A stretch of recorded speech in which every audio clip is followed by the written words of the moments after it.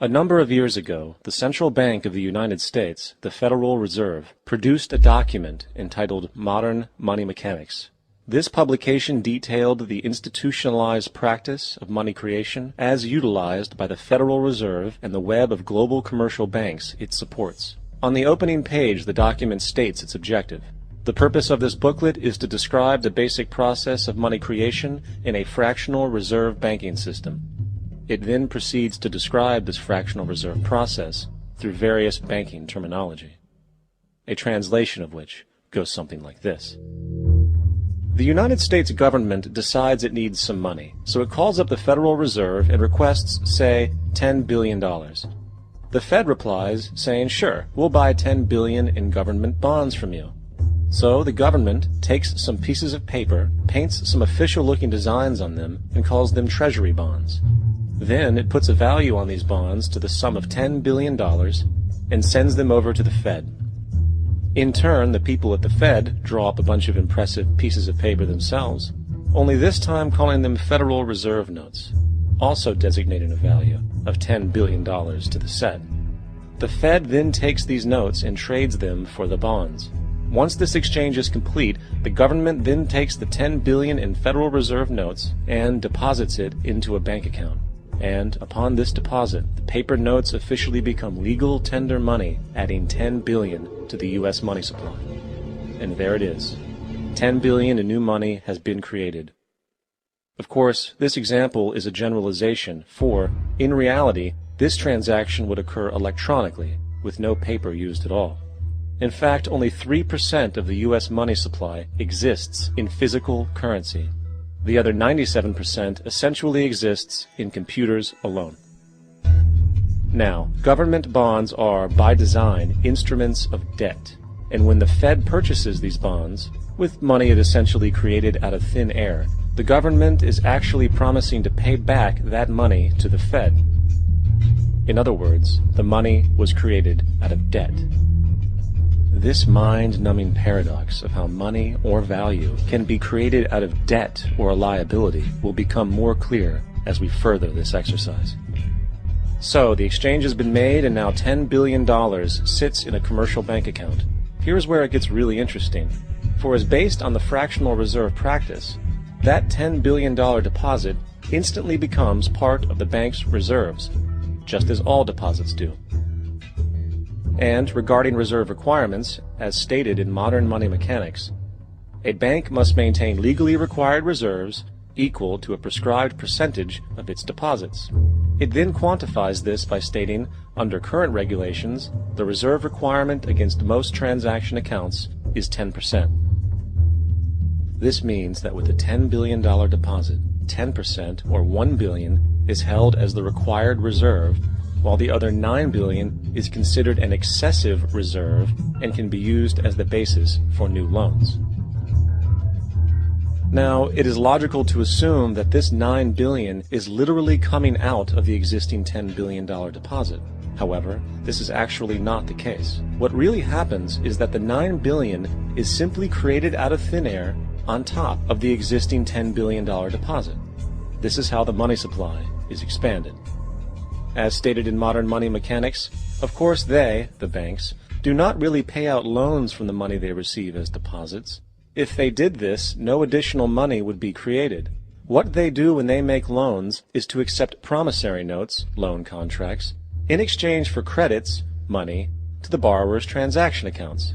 In other words, the $9 billion can be created out of nothing simply because there is a demand for such a loan and that there is a $10 billion deposit to satisfy the reserve requirements. Now, let's assume that somebody walks into this bank and borrows the newly available $9 billion. They will then most likely take that money and deposit it into their own bank account. The process then repeats, for that deposit becomes part of the bank's reserves. 10% is isolated, and in turn 90% of the $9 billion, or $8.1 billion, is now available as newly created money for more loans. And, of course, that 8.1 can be loaned out and redeposited, creating an additional 7.2 billion, to 6.5 billion, to 5.9 billion, etc. This deposit money creation loan cycle can technically go on to infinity. The average mathematical result is that about $90 billion can be created on top of the original $10 billion. In other words, for every deposit that ever occurs in the banking system, about 9 times that amount can be created out of thin air. Money jitters? Ask the obliging Bank of America for a jar of soothing instant money, M-O-N-E-Y, in the form of a convenient personal loan. So, now that we understand how money is created by this fractional reserve banking system, a logical yet elusive question might come to mind. What is actually giving this newly created money value? The answer? The money that already exists. The new money essentially steals value from the existing money supply. For the total pool of money is being increased irrespective to demand for goods and services. And as supply and demand finds equilibrium, prices rise, diminishing the purchasing power of each individual dollar. This is generally referred to as inflation, and inflation is essentially a hidden tax on the public. What is the advice that you generally get? And that is, inflate the currency. They don't say debase the currency. They don't say devalue the currency. They don't say cheat the people who are saved. They say lower the interest rates. The real deception is when we distort the value of money. When we create money out of thin air, we have no savings, and yet there's so-called capital. So my question boils down to this: how in the world can we expect to solve the problems of inflation, that is, the increase in the supply of money, with more inflation? Of course, it can't. The fractional reserve system of monetary expansion is inherently inflationary. For the act of expanding the money supply, without there being a proportional expansion of goods and services in the economy, will always debase a currency. In fact, a quick glance at the historical values of the US dollar versus the money supply reflects this point definitively, for the inverse relationship is obvious. $1 in 1913 required $21.60 in 2007 to match value.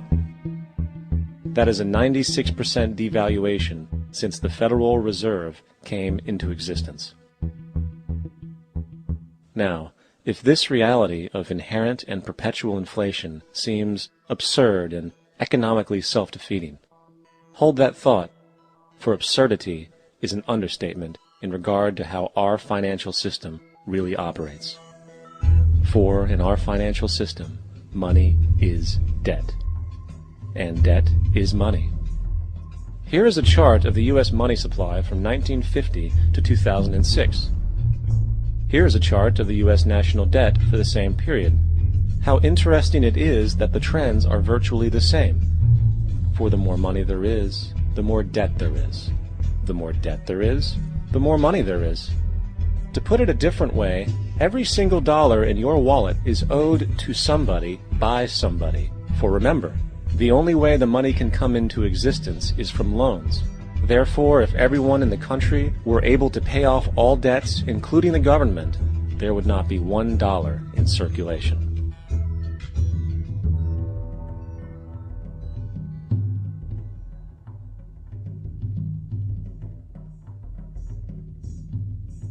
In fact, the last time in American history the national debt was completely paid off was in 1835 after President Andrew Jackson shut down the central bank that preceded the Federal Reserve. In fact, Jackson's entire political platform essentially revolved around his commitment to shut down the central bank, stating at one point, "The bold efforts the present bank has made to control the government are but premonitions of the fate that awaits the American people should they be deluded into a perpetuation of this institution or the establishment of another like it." Unfortunately, his message was short-lived, and the international bankers succeeded to install another central bank in 1913, the Federal Reserve. And as long as this institution exists, perpetual debt is guaranteed.